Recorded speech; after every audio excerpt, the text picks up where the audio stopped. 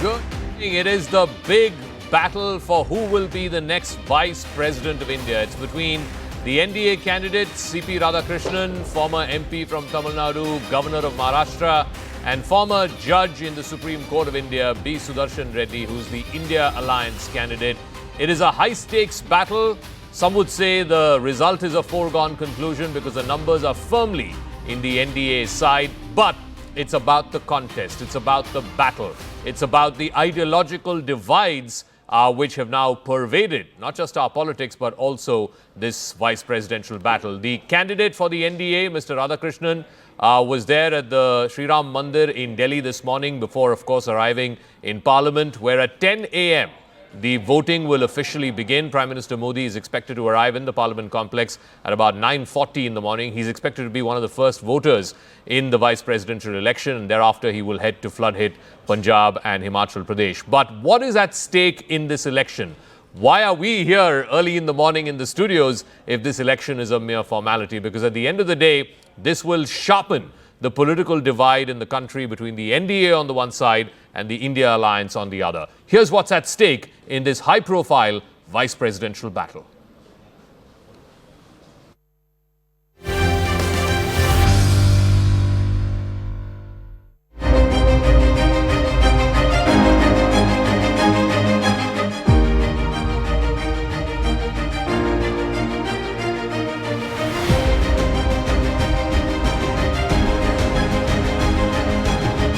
नक्सलवाद जुलम को इन्होंने खारिज कर दिया। इसके कारण इस देश में नक्सलवाद 2 दशक ज्यादा चला है।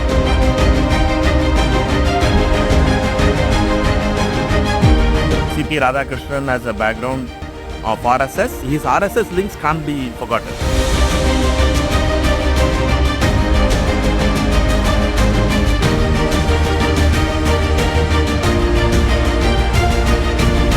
अपने पार्टी के हित में नहीं, देश के हित में मतदान करिए।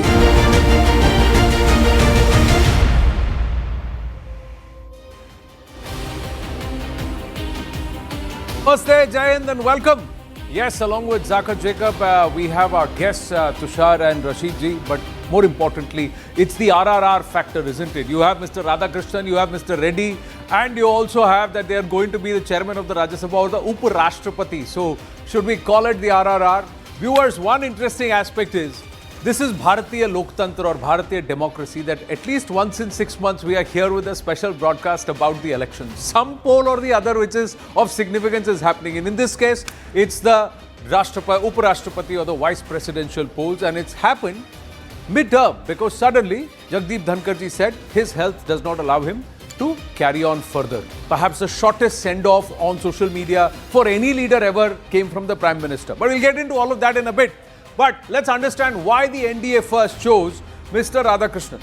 He's an RSS veteran with BJP's ideological core, unlike Jagdeep Dhankar. He's credited with laying the BJP's foundation in Tamil Nadu from 2004 and to 2007. He's really worked the streets for the BJP and for the RSS. The selection aligns with the BJP's Mission South ahead of the Tamil Nadu polls. Now, how much of the BJP will come and play there and whether it is going to play second fiddle to an Edappadi Palaniswamy and the AIDMK, we'll have to wait and watch.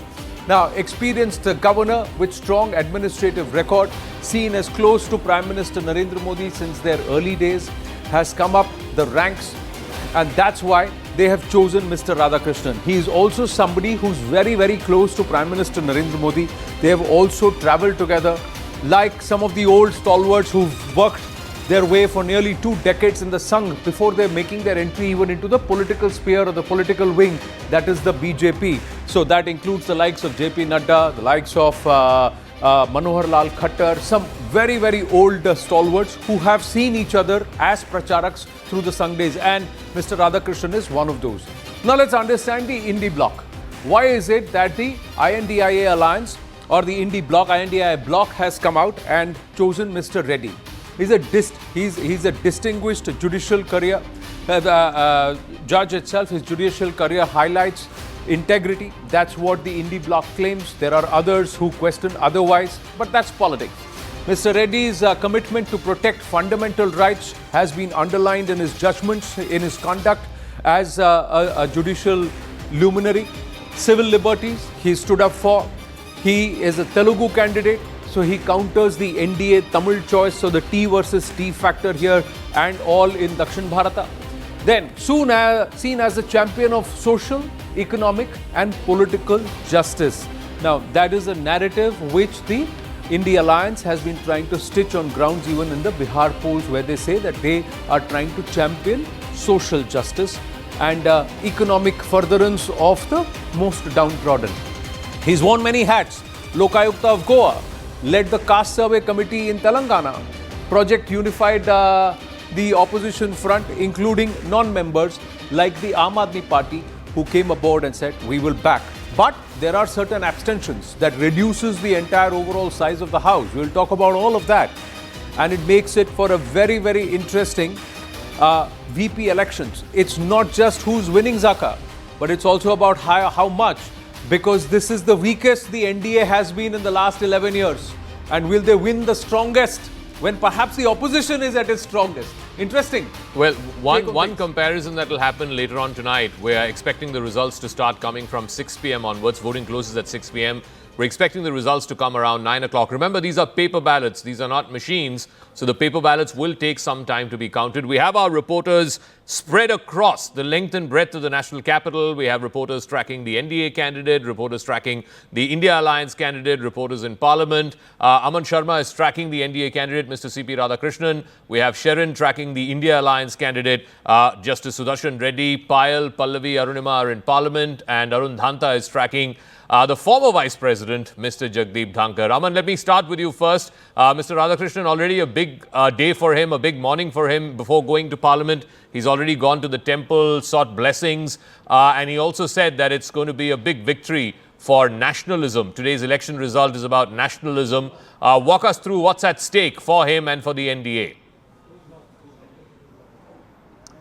Yes, Zaka, I am at the residence of Union Minister Pralhad Joshi. You can see behind me, the decorations are already up here, and this is the base of Mr. Radhakrishnan. He'll be arriving shortly here, and he'll be based most of his day at Mr. Pralhad Joshi's residence. This is also where, ultimately the victory is supposed to be announced in the evening, when the victory certificate could be handed over to Mr. Radhakrishnan. And I could earlier spot, all kind of posters inside, explaining the candidature of Mr. Radhakrishnan, his achievements. And I think this particular candidature, we had Pralhad Joshi also just come out briefly. We did record a bite with him, where he also expressed great confidence that this will be a thumping victory for Mr. Radhakrishnan. What goes in the favor of Mr. Radhakrishnan?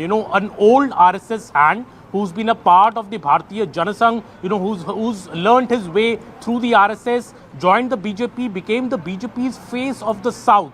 The only BJP MP who's won a seat twice in Tamil Nadu, the Coimbatore seat. After that, he also handled the party's affairs as the BJP state president in Tamil Nadu. Before, going to these governor positions, the BJP choosing him as the governor. He's presently the governor of Maharashtra, has also served the governor of another state before this. And his tenure as the governor has been completely non-confrontational. In the last 10 years, Zaka, we have seen how governors, have been at odds with many opposition-ruled CMs, but Mr. Radhakrishnan's tenure is quite different from that. He has a very deep knowledge of constitutional affairs, also somebody rooted in the RSS and the BJP's ideology. And that is what the BJP was very particular about, that after the experience with Mr. Dhankar, they would go with somebody who's completely in the ideology of the BJP, and that is all explaining Mr. Radhakrishnan's tenure.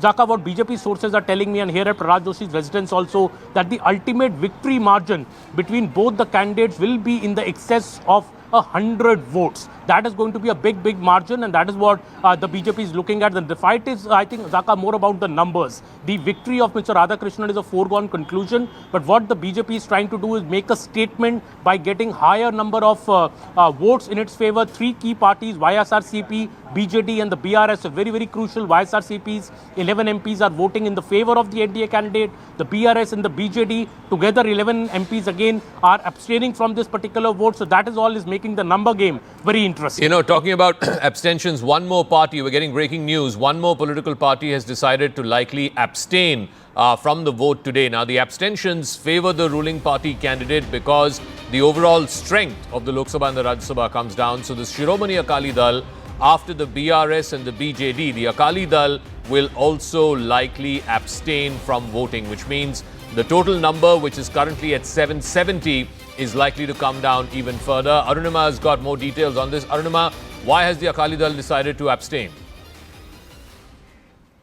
See, Shiromani Akali Dal was a partner of the NDA till things went sour for them between the BJP and the Shiromani Akali Dal. But they have always been opposed to Congress's politics. So it was difficult for them to be seen siding with the Congress's choice. And the India Front leadership, even though it has not been decided, is essentially seen as Congress-led India Front. So it was quite tricky for Shiromani Akali Dal. Perhaps the same reason why BRS could not go in with the opposition-led India Front, because their adversary number one in the state is the Congress party, so they cannot side with the India Front there. Biju Janata Dal, again the same thing. So I think for all these three parties, the issue is quite simple. They cannot be seen siding with the NDA, even though in the past they have been allies, but they can't be seen siding with the opposition front as well. And these numbers then definitely are going to tilt the balance in favor of the NDA. And while these abstentions, Jaka, are only looking at the vice presidential election, I'm also looking at that queue about where the fence-sitters are going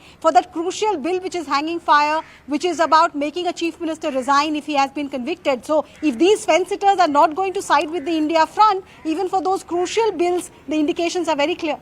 Just very quickly before I go to Anand, so how many MPs does the Akali Dal have? And Harsimrat is there, but beyond that, and how does the numbers game change? Right now, 11 abstentions of the BRS and the BJD, that takes the count to 770. If the Akali Dal further loses or abstains another couple of members of parliament, that brings it down to 768. Arunima? Yes, so it's only Harsimrat Kaur Badal. So not much of a difference there for Shiromani Akali Dal's abstention. But they are making a point there by saying that we are not siding with either parties. Okay, so 769 will be the final count.